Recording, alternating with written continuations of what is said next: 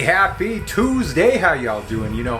Not to sound like everything was super bad a year ago. I mean, it was bad, but I was going through a lot of stuff. But at the same time, I truly believe that things happen when they need to happen.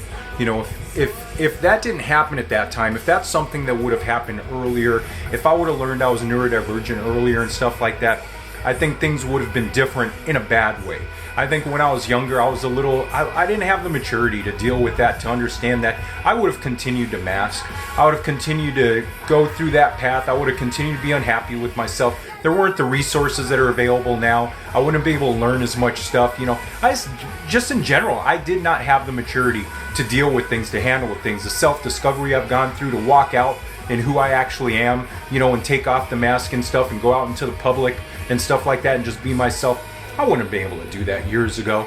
So it was an awful experience a year ago, but like I said, it started a chain reaction of really good, really valuable things in my life, and it brought me into that place of maturity where I was able to deal with this stuff and handle this stuff in such a better way and really use it to change my life, really use it to better my life, to better myself, to better my relationship, so on and so forth. So I don't want to ever make it seem like I wasn't aware of that when I was going through that stuff, because even from the beginning, I kind of had that feeling that this is the right time.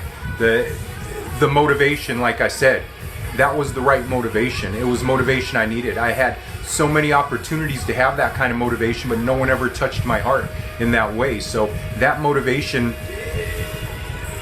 sometimes you need a catalyst for change. Sometimes it's other people, sometimes different events you go through, but the thing is, it's what you do with that. When you're going through that change, when you go through that experiences, what do you do?